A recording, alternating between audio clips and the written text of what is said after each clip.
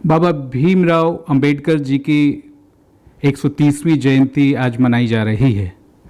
हमारे साथ national commission for schedule cast के चेयरमैन विजय सापला जी हैं। सर, एक तो बधाई कि आज पहली बार नेशनल हॉलिडे मोदी सरकार में ये घोषित किया गया बाबा भीमराव अंबेडकर जी की जयंती पे। देखिए, आधुनिक भारत के शिल्पकार के रूप में, देश के संविधान के निर्माता के रूप में भारत रत्न डॉक्टर भीमराव अंबेडकर जी को हम अन्याय के खिलाफ न्याय दिलवाने के लिए, समाज सुधार के लिए और नारी के उत्थान के लिए, लेबर के उत्थान के लिए देश में बहुत बड़े काम किया। अर्थशास्त्री के रूप में उन्होंने बहुत अर्थव्यवस्था को मजबूत करने में बहुत बड़ा योगदान दिया। तो ऐसे आधुनिक भारत के निर्माता का आज 130वीं जन्म जयंती है।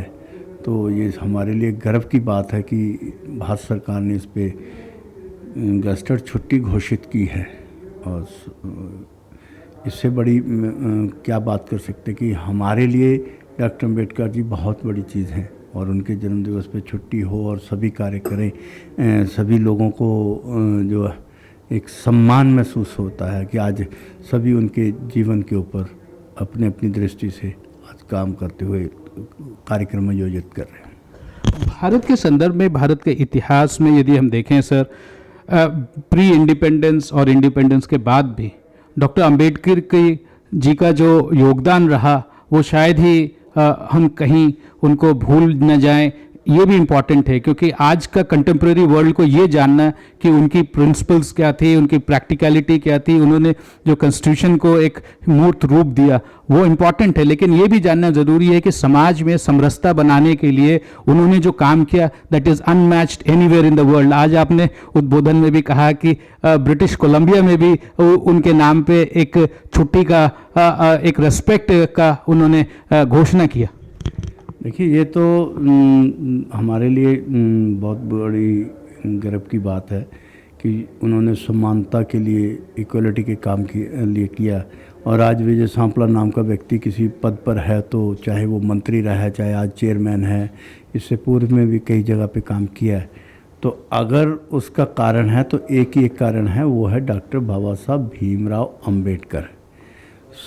आज उनकी उन जैसे व्यक्तियों का जो समरसता दिवस के रूप में माननीय अटल जी ने उनके इस जन्म दिवस को समरसता दिवस के रूप में घोषणा की थी। और आज अटल जी के ही प्रेरणा से ही नरेंद्र मोदी जी काम करते हुए उस दिवस को समरसता दिवस मनाते हुए आज उन्होंने गस्टेड छुट्टी की भी घोषणा की है।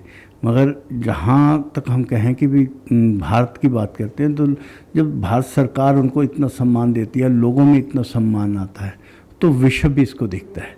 और आज ब्रिटिश कोलंबिया का जो न्यूज़ आ रही है कि उन्होंने आज के दिन को इक्वलिटी डेज, मानो समानता दिवस के रूप में उन्होंने भी आज इसको मान्यता दी है। ये हमारे लिए बहुत बड़ी गर्व की बात है कि विश्व में भी डॉक्टर अम्बेडकर जी को समानता के लिए काम करने वाला व्यक्ति जो है, एक मानव होता है, एक महामानव के रूप में जानते हैं। उस महामानव के रूप में आज डॉक्टर अम्बेडकर जी को पूरा विश्व याद कर रहा है। ये हमारे लिए सौभाग्य की बात है और गर्व की बात है। सर, मैं जब आप चेयरमैन का पोस्ट आपने लिया था उस दिन हम आपसे बात कर रहे थे कुछ चंद महीने पहले, और वहाँ पे ये बात बहुत उठ के आई थी कि सर जो कंप्लेंट्स आती हैं उनका निस्तारण नहीं होता, टाइम लगता है, डिले होता है।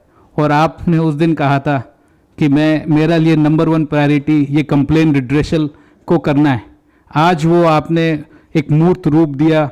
डिजिटली लोग इसको कंप्लेन फाइल कर सकते हैं, पूरी हिंदुस्तान में कहीं से फाइल कर सकते हैं। बहुत सारे आयाम हैं उसके कि एनी लैंग्वेज में अपना वॉइस अपलोड कर सकते हैं, अपने इमेजेस डाल सकते हैं, अपने डॉक्यूमेंट्स डाल सकते हैं। ये कितना सेटिस्फाइंग है आपके लिए chairman, as chairman of national commission for schedule caste? देखिए, जिस दिन मैंने 24 फरवरी को मैंने ज्वाइन किया था और उसके बाद मैंने विधिवत रूप से 1 मार्च से कार्य संभाला था। और तब मैंने घोषणा की थी कि जब आप मीडिया के लोगों ने पूछा था तभी मैंने कहा था कि मेरी चुनौती के लिए सबसे बड़ा काम पहला रहेगा कि इसका पोर्टल बनाना है। दूसरी चुनौती के रूप में जो हमारी पेंडेंसी अभी 67,000 के करीब जो फाइलें हैं उनकी पेंडेंसी को ख़त्म करना है। तो आज जो मैंने पहली घोषणा की थी उसमें अपनी वचनबद्धता दोहराते हुए आज माननीय श्री रविशंकर प्रसाद जी के नेतृत्व में उनके सानिध्य से और सोशल जस्टिस एम्पावरमेंट के राज्य मंत्री श्री रतनलाल कटारिया जी की उपस्थिति में आज उस पोर्टल का हमने लोगों को समर्पित किया है। और ये समर्पित करने से पहले हमने इस दिन को चुना क्योंकि ये पहले भी हो सकती थी, मगर डॉक्टर अम्बेडकर जी अन्याय के खिलाफ लड़ते हुए न्याय दिलवाने के लिए ये काम करते रहे। तो इसलिए हमने इस पे ज़्यादा ध्यान देते हुए आज के दिन पे ये उनको स्मरण करते हुए उन्हीं को समर्पित किया है। और इसमें माननीय मंत्री रविशंकर प्रसाद जी ने भी बहुत बड़ी उनके पूरे मंत्रालय के उनकी टीम में जो आईटी की जो है इंफॉर्मेशन टेक्नोलॉजी की पूरी टीम इसमें सहयोगी रही। और उन्हीं का जो एक उपक्रम है विसाग जो Bhaskaracharya institute of space and genetical ऐसे करके कुछ है वो इंस्टीट्यूशन, उन्होंने विसाग उन्हों की कृपा से ही आज ये इस काम को हम जो है वो पूर्ण रूप दे पाए। और इसमें जैसे कि आपने पूछा भी कैसे होगा, तो इसका ये भी है कि ये गांव-गांव में बैठे दूर दराज पर बैठे हुए कोई भी आदमी इंटरनेट पे काम कर सकता है, ये तो हम सब पहले से जानते हैं। मगर इसमें एक भिन्नता ये भी रही है आज तक के जितने भी ग्रीवेंसेस वाले रहे कि उनमें ऑडियो और वीडियो नहीं थे। उसमें कॉपी अटैच कर सकते, फाइल को अटैच कर सकते थे, फ़ोटो अटैच कर सकते थे, मगर ऑडियो और वीडियो नहीं थी। इसमें हमने ऑडियो और वीडियो को शिकायत के रूप में भी एविडेंस के रूप में भी उसमें अपनी वो डाल सकता है। और ये एक बहुत बड़ी कह सकते हैं कि नई इसमें हमारे ग्रीवेंसेस में एक इस पोर्टल पे ग्रीवेंसेस मैनेजमेंट पोर्टल जो है उस पर एक विशेषता ये भी रहेगी। और इसकी एक विशेषता और भी है कि सभी के पास इंटरनेट नहीं होगा, सभी के पास कंप्यूटर नहीं होगा, तो उसकी लिए भी हमने कहा कि जितने भी कॉमन सर्विस सेंटर हैं उनको सभी को इसके साथ अटैच करते हुए ये कहा है कि अगर वो छोटी सी अपनी कोई भी नॉमिनल फीस निर्धारित जो उनकी होती है उसके साथ ये देकर वो अपनी फीस देकर ये अपनी शिकायत का उसमें दर्ज करवा सकता है। और इसमें एक और विशेषता भी है कि बाकी जब हम मैनुअल काम करते थे कि किसकी कंप्लेंट कहाँ पड़ी है और किसकी कंप्लेंट का स्टेटस क्या है हमें किसी को मालूम नहीं होता था। अब ये कंप्यूटर हमको अलर्ट भी करता रहेगा। अगर हमने किसी को 15 दिन में जवाब देने के लिए कहा है तो वो जवाब नहीं देता, संबंधित विभाग नहीं देता है, तो फिर वो अलर्ट हमें नोडल ऑफिसर्स को और संबंधित डायरेक्टर को जो समस्या को देख रहा है उसको अलर्ट जाएगा और अलर्ट से वो पता कर पाएगा कि किसका क्या स्टेटस है। अगर किसी का जवाब भी आता है तब भी वो उसको देगा ताकि उसको जो शिकायत कर्ता की समस्या का जल्द निवारण तो होगा ही, इसमें हमारे अधिकारियों को भी इसकी सुविधा मिलेगी। और ये अपने रूप आपस में एक नई हमने प्रयास भी किया जिसमें हमें आशा कि हम सफल होंगे। सर, ये वेब पोर्टल आना एक इम्पॉर्टेंट है, लेकिन उससे भी बड़ा इम्पॉर्टेंट ये है कि आप गांव-गांव में भारत के किसी भी हिस्से से लोग अपना कंप्लेन इस पे अपना रजिस्टर कर पाएंगे और उनको विश्वास होगा कि आप दे रहे हैं कि उनकी सुनवाई होगी और उनको आगे निस्तारण, उनके कंप्लेन का निस्तारण होगा। ये डिजिटल इंडिया जो प्रधानमंत्री जी का जो सपना है और जो अंत्योदय का जो उनका सपना है उसमें ये कितना कारगर होगा? Justice delayed is justice denied. We have been hearing this for long time. देखिए, इसी का ही समाधान हम कहें कि ये पोर्टल होगा। जस्टिस डिले और जस्टिस डिनाई का मतलब जो होता है कि देर से होना, तो मैंने जितना भी इस पोर्टल को कोशिश की है कि जिसमें कोई डिले नाम की चीज़ ही ना हो, तो डिनाई का शब्द उसमें से ख़त्म हो जाए। तो इसलिए जो प्रधानमंत्री जी का विज़न भी है कि हर एक तक पहुंचाना, कम से कम खर्चे में ज़्यादा से ज़्यादा सुविधाएं पहुंचाना, और आम जन को इधर उधर के भटकने की बजाय सिर्फ एक ही जगह कंप्लेंट डालो और सारा उसकी शिकायत का निवारण काम देखने का काम उसके बाद कमीशन का रहता है। तो ये एक बहुत बड़ी उनका विज़न भी है, और प्रधानमंत्री जी के विज़न को कार्यान्वित करने में रविशंकर प्रसाद जी जो लगे, उनकी आधुनिक प्रणाली काम कर रही है, पूरे देश में सभी विभागों में कर रही है। तो उसमें उनके मंत्रालय के सभी लोग इसमें भी सहयोग कर रहे हैं। ये अपने आप में बड़ी चीज़ है। तो इसका मतलब है कि सरकार चाहती है, भारत सरकार का एक विज़न ये भी है कि सरकार को जवाबदेह भी बनाना है और उसको जिम्मेवार भी बनाना है, रिस्पॉन्सिबल एंड आंसरेबल। जब आप रिस्पॉन्सिबिलिटी समझते हैं तो आपको जो है जवाब देने के लिए भी उसको आसानी, फिर आप अपने आप कार्य करने के लिए तैयार भी रहते हैं। तो इसलिए हमने रिस्पॉन्सिबिलिटी और आंसरेबिलिटी जो है उसके लिए काम, इसमें जो पोर्टल है हमारा काम करेगा और जल्द न्याय मिलेगा, और उसमें जस्टिस डिनाई तो नहीं होगा। तो इसलिए इसमें जो प्रधानमंत्री जी के विज़न को लेकर ही हम आगे बढ़ेंगे, और इसका लोगों को कम समय में ज़्यादा से ज़्यादा सुविधा दे, ऐसे हमारा प्रयास रहेगा। Sir, social justice and empowerment ministry एक नोडल मिनिस्ट्री है केसेस को देखने के लिए, क्या उनका भी आप सहयोग लेंगे या उनके साथ कोई तालमेल है, या कैसे वो वर्कआउट करेगा? देखिए, सहयोग लेने के रूप में तो हम सभी मंत्रालयों से लेंगे, मगर सामाजिक न्याय व अधिकारिता तो सीधे रूप से हमारे कमीशन से जुड़ा हुआ है। हमारी गतिविधियों को देखने का काम भी, जिसमें हम कह सकते हैं कि एक समानांतर काम करने के लिए भी एक दूसरे के सहयोगी के रूप में भी हम काम करते हैं। तो इसमें तो सभी योजनाएं विशेष रूप से तो देखी भी सामाजिक न्याय व अधिकारिता से जाती हैं, और इसलिए उनके सहयोग की तो बहुत बड़ी भूमिका रहेगी, और हम सभी का सहयोग लेके आगे बढ़ेंगे।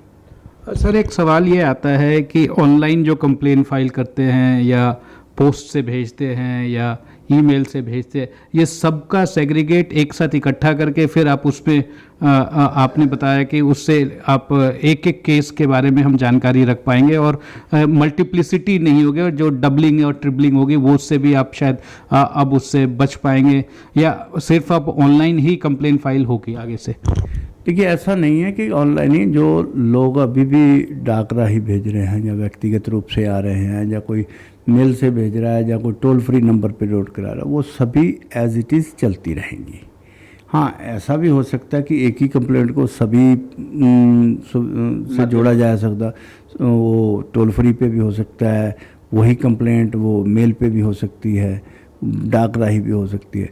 तो इसलिए जब हमारा कंप्यूटर उसको रजिस्टर करेगा तो जैसे ही वो नाम एड्रेस वगैरह होंगे तो टैली होगा, डबलिंग होगी, डुप्लीकेट आ जाएगा, तो अपने आप एक ही कंप्लेंट को वो जो है रजिस्टर्ड करेगा, जिसमें ज़्यादा से ज़्यादा उनके पास एविडेंस होंगे, उसी को रख के एक ही फाइल नंबर पे सभी को अटैच करेंगे। तो ये मैं मानूं कि जैसे आज जो डाक से या ईमेल से या आज वेब पोर्टल के अलावा जो कंप्लेंट्स आ रही थी, उनको भी आप कंप्यूटर सिस्टम में चढ़ाते हैं और उनका भी एक नंबरिंग होता है और प्रोसेसिंग उस डिजिटल भी एक सीमित रूप से होता था, अब ये ऑनलाइन पूरी प्रणाली उसमें आ जाएगी? बिल्कुल, ये पहले भी कंप्यूटर से होता था, क्योंकि अलग अलग तरह से कंप्लेंट्स आती थी और कंप्यूटर अपने आप उसको देखता था और उसी फाइल के साथ अटैच कर देता था। आज भी उसमें पोर्टल भी जो है वो भी अपने आप उसमें जुड़ जाएगा। ये जो कंप्लेंट्स हैं, इनको देखने के लिए फोरसाइट और ओवरसाइट के लिए आपने डायरेक्टर लेवल का ऑफिसर को नियुक्त या उनको रिस्पॉन्सिबल किया है, इससे कितना इफेक्टिव डिलीवरी होगी जस्टिस की या प्रोसेसिंग की? निस्संदेह कि एक रिस्पॉन्सिबल ऑफिसर जो है वो अपने सेक्शन में काम करवाएगा। जब उनको अलर्ट आएगा कि इस फाइल का क्या हुआ, तो वो अपने सेक्शन से पूछेगा, उस सेक्शन ऑफिसर से पूछेगा कि ये अभी तक क्यों डिले है। तो निस्संदेह कि अब कोई भी होता है तो पहले क्या था कि भी सभी जगह अलग अलग काम बटा होता, इतना था कि प्रेशर भी इतना था इसमें, क्योंकि स्टाफ की कमी तो सभी जगह पे है। तो इसमें हमारे पास भी स्टाफ की कमी है जिसको जल्द हम भरने जा रहे हैं। उसमें इस कारण जो बहुत सारी अनियमितताएँ होती थी, बहुत सारे काम इधर उधर रह जाते थे।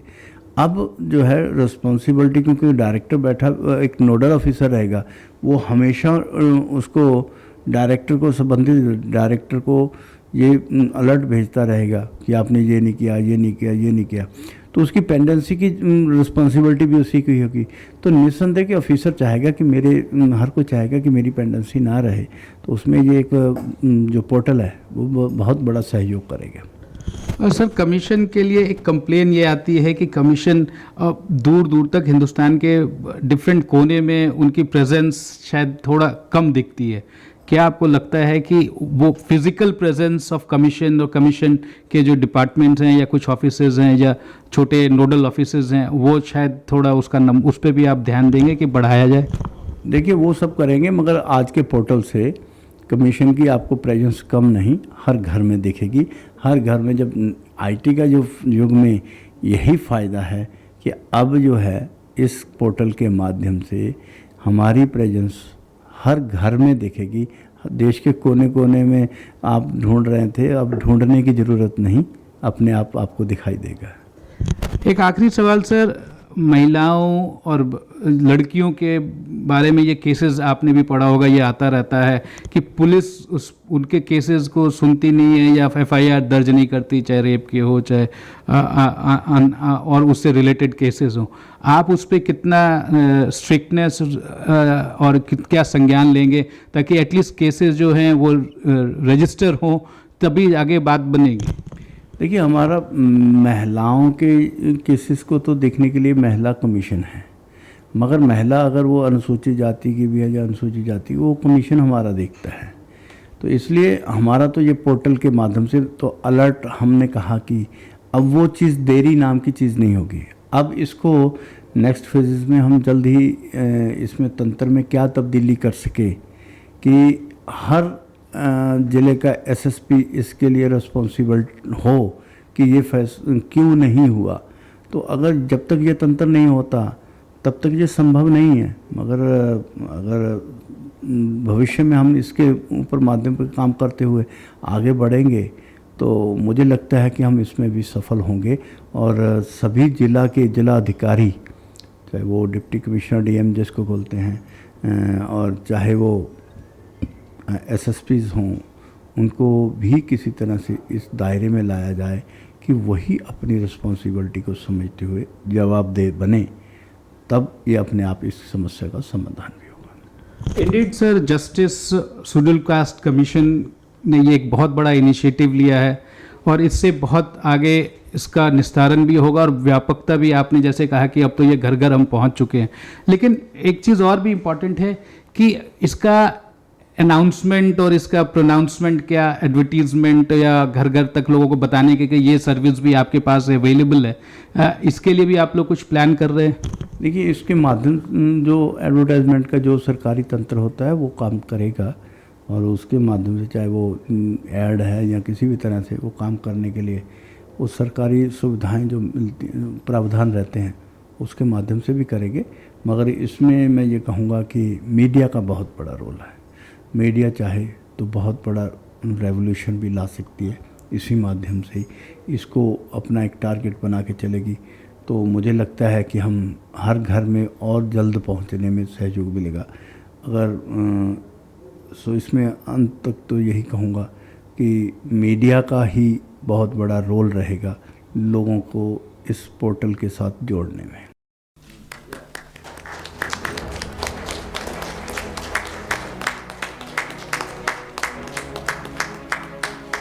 National Commission for Scheduled Castes was set up under the Article 338 of the Indian Constitution to investigate and monitor all matters relating to the safeguards of scheduled castes under any law for the time being in force or under any order of the government, and to evaluate the working of such safeguards and to inquire into specific complaints with respect to deprivation of rights and safeguards of the scheduled castes.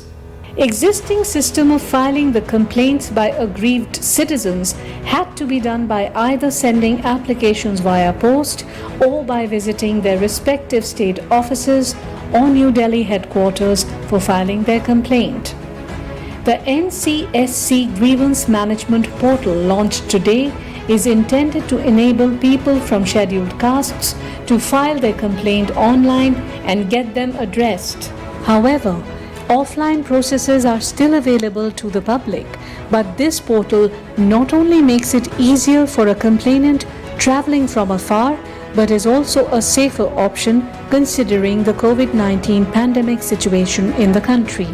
NCSC Grievance Management Portal will facilitate aggrieved persons from the scheduled castes to file complaints by first registering themselves for filing their complaint about any incident of atrocity or complaints related to service matter and social and economic matters, etc., in an easy as well as safe manner. The portal is available in English and Hindi languages. However, users can upload their complaint in any Indian language. The portal ensures that grievances are registered and acknowledged promptly through a unique file identification number for future reference. A complainant has the option to upload the audio and video file as well. Apart from bringing in ease of usage to the users, the inbuilt robust e-filing system will enable the Commission to ensure compliance of legal and other safeguards against the exploitation of scheduled castes, take necessary actions and resolve issues within stipulated timeframes, and meet the constitutional mandate in a more effective manner.